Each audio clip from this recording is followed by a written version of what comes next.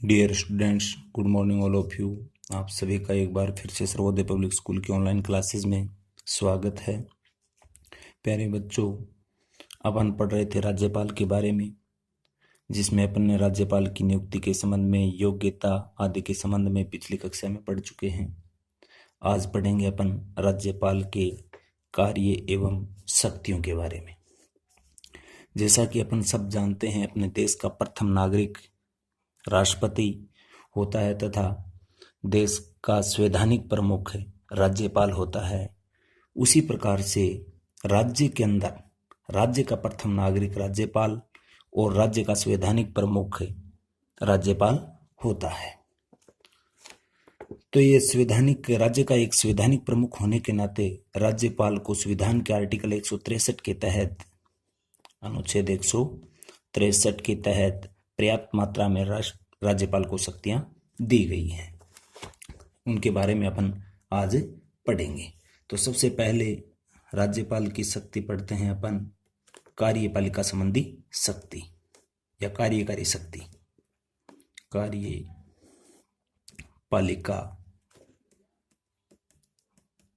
संबंधी शक्ति, जिसको अपन कार्यकारी शक्तियां भी बोलते हैं। राज्यपाल की कार्यकारी शक्तियां।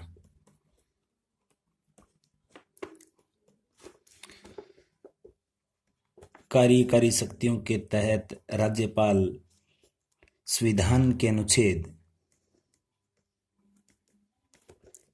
164 के तहत राज्य की विधानसभा में बहुमत प्राप्त दल के नेता को मुख्यमंत्री के रूप में नियुक्त करता है तथा संविधान के आर्टिकल 163 में मुख्यमंत्री के परामर्श से मंत्रिपरिषद के सदस्यों की नियुक्ति करता है। राज्य के जो महाधिवक्ता होता है उसकी नियुक्ति करता है।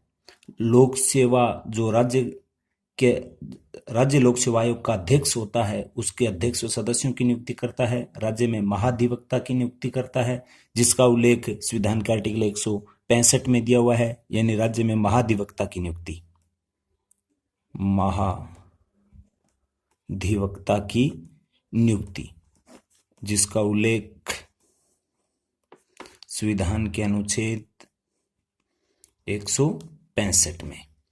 राज्य लोक सेवा आयोग के अध्यक्ष व सदस्य की नियुक्ति, राज्य लोक सेवा आयोग के अध्यक्ष व सदस्यों की नियुक्ति। साथ ही साथ जो राज्यपाल होता है वो राज्य के सभी जितने भी जो विश्वविद्यालय होते हैं उसका पदेन कुलाधिपति होता है। यानी राज्य के सभी विश्वविद्यालयों के, ध्यान रखना है, सभी विश्वविद्यालयों का कुलाधिपति होता है, कुलपति नहीं, कुलाधिपति। और प्रत्येक विश्वविद्यालय में एक कुलपति की नियुक्ति कौन करता है? राज्यपाल करता है। और स्वयं सभी राज्य के जितने भी विश्वविद्यालय होते हैं उसका कुलाधिपति होता है। साथ ही साथ राज्यपाल राज्य मामलों के प्रशासन में जितने भी विधेयक के संबंध में जो प्रस्ताव हैं या उससे संबंधित कोई सूचना है तो वो मुख्यमंत्री से मांग सकता है। और राज्य में जो राज्य निर्वाचन आयोग का जो आयुक्त होता है उसके अध्यक्ष की नियुक्ति करता है। राज्य में लोकायुक्त की नियुक्ति करता है।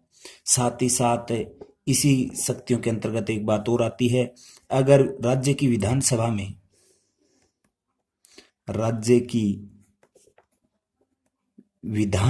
में अगर अंगल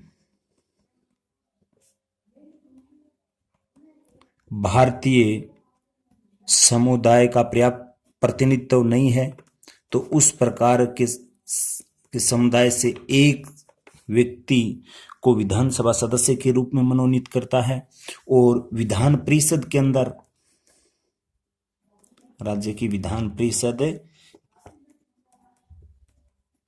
परिषद के अंदर विधान परिषद की कुल सदस्य का, विधान परिषद के कुल सदस्यों का 1/6 सदस्यों का मनोनयन करता है, जो कला, साहित्य, विज्ञान आदि के क्षेत्र में उत्कृष्ट कार्य करने वाले होते हैं। तो ये सब की सब बातें आती हैं वो राज्यपाल की कार्यपालिका संबंधी शक्तियों के अंतर्गत आती हैं। और इसी क्रम में इसकी एक अगली और महत्वपूर्ण जो शक्ति है वह है विधायी शक्ति। विधायी शक्ति, राज्यपाल की विधायी शक्ति के अंतर्गत कुछ बातें हैं जो महत्वपूर्ण हैं। जैसे राज्य विधानसभा का अगर अधिवेशन बुलाना है या उसका स्त्रावसान करना है या उसको किस समय भंग करना है, लेकिन ध्यान रहे विधानसभा को मुख्यमंत्री की परामर्श से ही भंग कर सकता है, अपने स्वविवेक से नहीं कर सकता। इस प्रकार की बात का उल्लेख है संविधान के आर्टिकल 175 में। हालांकि जब राज्यपाल को ये विश्वास हो जाए कि सत्ता पक्ष ने अब विधानसभा के अंदर बहुमत खो दिया है, उस समय वो स्वविवेक के आधार पर भी भंग कर सकता है। इस प्रकार की जो कार्य करता है वो सब के सब विधायी शक्ति के अंतर्गत आते हैं। और इस विधायी शक्ति में ही और भी बातें आती हैं कुछ महत्वपूर्ण। जैसे राज्य विधानसभा के चुनाव होते हैं। राज्य विधानसभा के चुनाव के प्रथम स्तर की शुरुआत राज्यपाल की अभिभाषण से शुरू होती है, और जैसे ही वर्ष का प्रथम स्तर प्रारंभ होता है वह भी राज्यपाल के संबोधन से स्टार्ट होता है, जिसे अपन अभिभाषण कहते हैं। जिस प्रकार से केंद्र में स्तर का प्रारंभ राष्ट्रपति के अभिभाषण से होता था, वैसे ही राज्य में जो विधायिका का जब स्तर प्रारंभ होता है तो राज्यपाल के अभिभाषण से होता है। बात वही इसमें अभिभाषण में वही है, सरकार की आगामी नीतियों का निर्माण किया जाता है और मंत्रिपरिषद के सदस्य इस अभिभाषण को तैयार करते हैं, और ये अभिभाषण राज्यपाल के द्वारा पढ़ा जाना अनिवार्य होता है। लेकिन आपकी सामान्य जानकारी के लिए बता देता हूं, एक ऐसा राज्यपाल भी था जिन्होंने अभिभाषण पढ़ने के लिए मना किया था, जो काफी चर्चा में रहा और एक विवाद का विषय भी बना था, जिसका नाम था धर्मवीर सिंह। धर्मवीर सिंह जो वेस्ट बंगाल के राज्यपाल थे, पश्चिमी बंगाल के राज्यपाल थे। यह आप ध्यान में रखना, जो काफी चर्चा का विषय रहा था, क्योंकि इन्होंने अभिभाषण नहीं पढ़ा था और जो पढ़ना एक राज्यपाल के लिए अनिवार्य होता है। और इसी के साथ इसमें एक बात और आप अच्छे से ये भी जानते हैं कि इस जब भी कोई विधेयक आता है तो अपन सब जानते हैं दोनों सदनों में पारित होने के बाद केंद्र में जिस प्रकार से राष्ट्रपति के हस्ताक्षर के बाद कानून बनता था, वैसे ही राज्य के विधानमंडल के दोनों सदनों में पारित होने के बाद राज्यपाल के हस्ताक्षर के बाद ही वो कानून का रूप धारण करता है। लेकिन इसी संदर्भ में इस राज्यपाल के संबंध में एक महत्वपूर्ण और भी कार्य करता है, इसको शक्ति दी गई है संविधान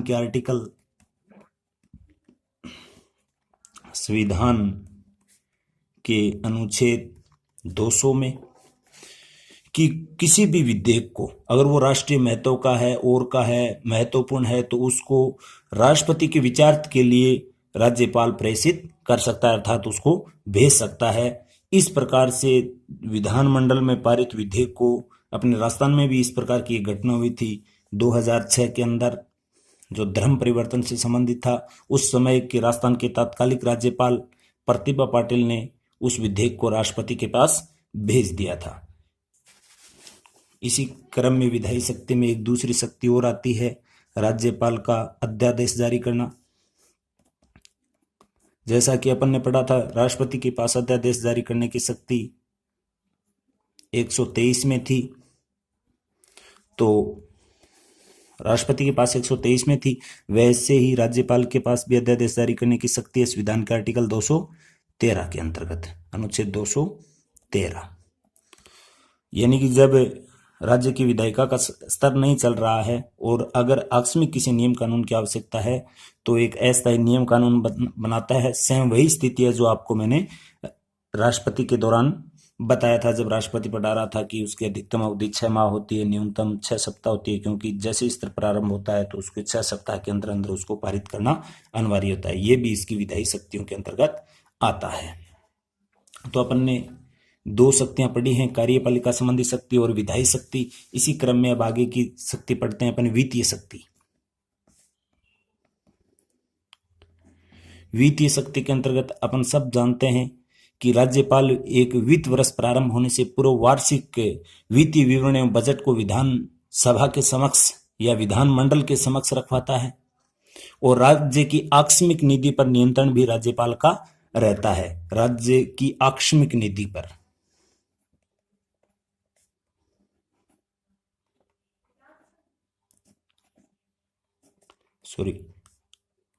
आकस्मिक निधि पर नियंत्रण राज्यपाल का रहता है। ये 2 प्रकार की नीतियां होती है, एक तो होती है आकस्मिक और एक होती है संचित। चलो मैं आपकी सामान्य जानकारी के लिए बता देता हूं कि आकस्मिक निधि क्या होती है और संचित निधि क्या होती है। तो सबसे पहले देखते हैं अपन ये संचित निधि क्या होती है। ये संचित निधि भारत का राजकोष कहलाती है। जो संचित निधि है ये भारत का राजकोष कहलाती है। भारत का राजकोष अर्थात ये एक खजाना है जो एक संविधान सर्जित संस्था है, यानी संविधान में इसका उल्लेख है। संविधान के आर्टिकल 266 के अनुसार भारत तथा प्रत्येक राज्य में एक संचित निधि होगी, और इस संचित निधि जो संसद और विधानसभाओं के विवादाधीन होगी। यानी इस संचित निधि में जितना भी धन होता है, खजाना होता है, वह केंद्र स्तर पर तो संसद और राज्य स्तर पर विधानसभा ही इसको खर्च कर सकती है, एक बहुमत से पारित विधेयक के आधार पर।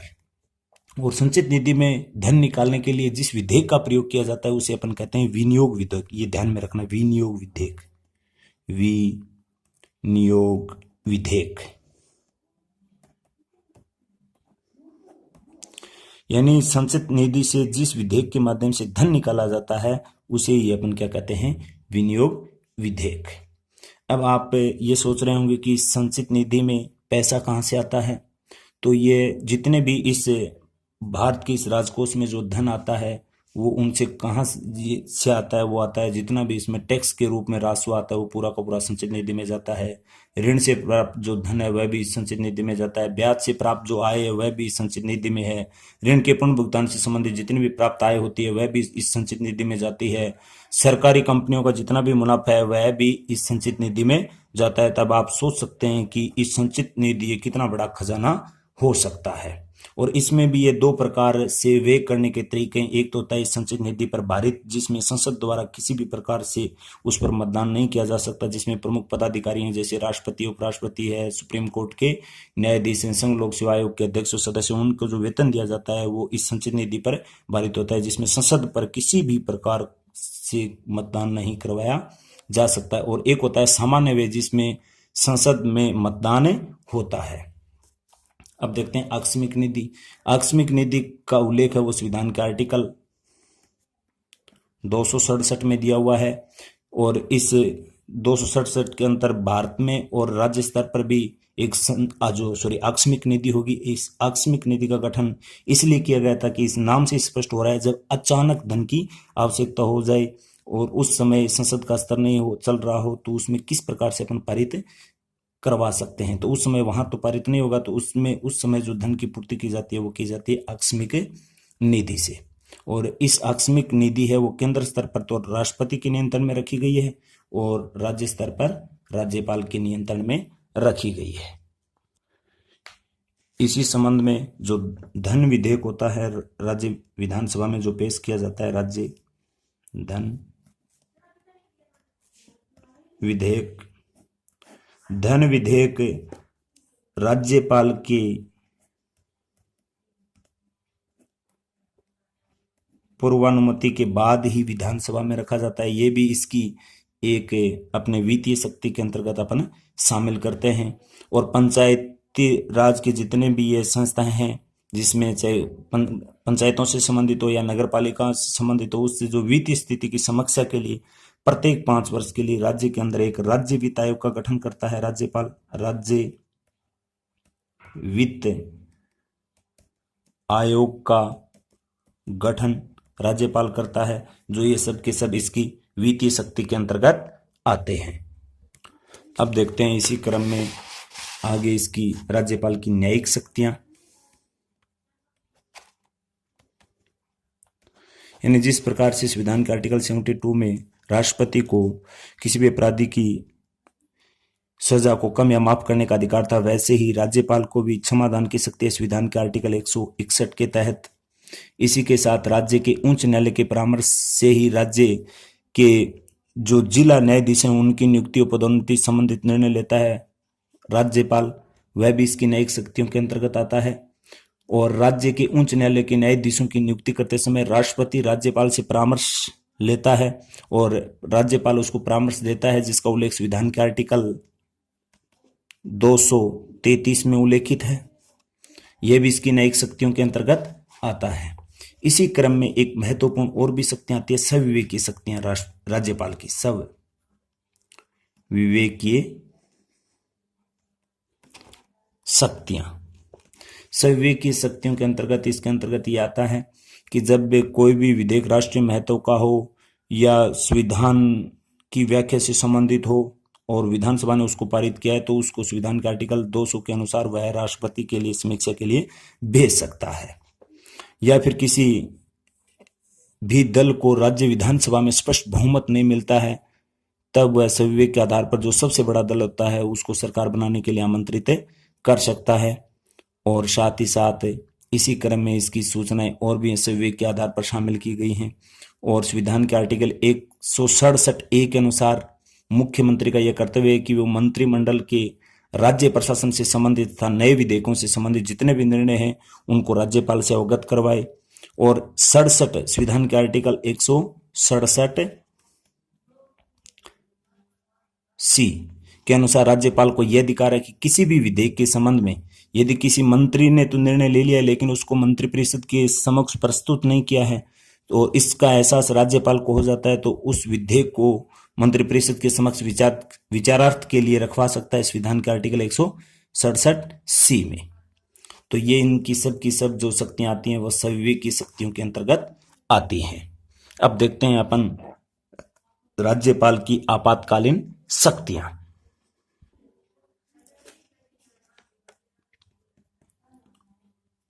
आपातकालीन शक्तियां, यानी कि अपन ने राष्ट्रपति की आपातकालीन शक्तियों में पढ़ा था अनुच्छेद 356,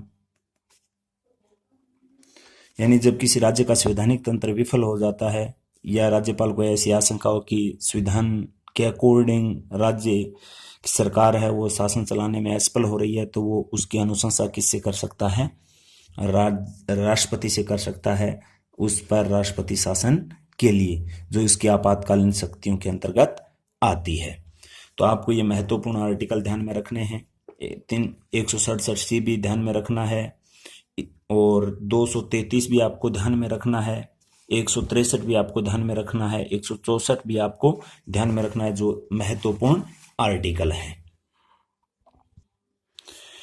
यानी 164 के तहत वह बहुमत प्राप्त दल के नेता को मुख्यमंत्री के रूप में और 163 के तहत मुख्यमंत्री की सलाह से मंत्रिपरिषद के सदस्यों की नियुक्ति। साथ में आपको यह ध्यान में रखना है 233 में जब राज्य के उच्च न्यायालय के न्यायाधीशों की नियुक्ति की जाती है तो उससे पहले राष्ट्रपति राज्यपाल से परामर्श करता है, उसका उल्लेख संविधान के आर्टिकल 233 में। और 167C के अंतर्गत यह है कि राज्यपाल को यह अधिकार है कि किसी भी विधेयक के संबंध में अगर कोई मंत्री ने निर्णय ले लेता है किसी विधेयक के संबंध में, लेकिन उसको संपूर्ण मंत्रिपरिषद के समक्ष प्रस्तुत नहीं किया जाता है, तो राज्यपाल उसको मंत्रिपरिषद के सम्मुख रखवा सकता है। और इसी संबंध में एक महत्वपूर्ण आर्टिकल और है 167A, जिसके अंतर्गत यह स्पष्ट रूप से उल्लेख दिया हुआ है कि मुख्यमंत्री का यह कर्तव्य है कि वह मंत्रिमंडल के राज्य प्रशासन से संबंधित तथा नए विधेयकों से संबंधित निर्णय से राज्यपाल को अवगत करवाए। यानी जो भी नए निर्णय लेता है, कोई नए विधेयक लेकर आता है, तो उसकी सूचना राज्यपाल अपने पास मंगवा सकता है संविधान के किस आर्टिकल के अनुसार? 167A के अनुसार। तो ये कुछ महत्वपूर्ण पार्ट था, इसी संबंधित बड़ा क्वेश्चन आ सकता है। तो आपको अच्छे से इस पूरे वीडियो को देखना है। वीडियो को देखने के बाद ही आप पूरा का पूरा होमवर्क करें ईमानदारी के साथ और साथ में याद भी करें। धन्यवाद।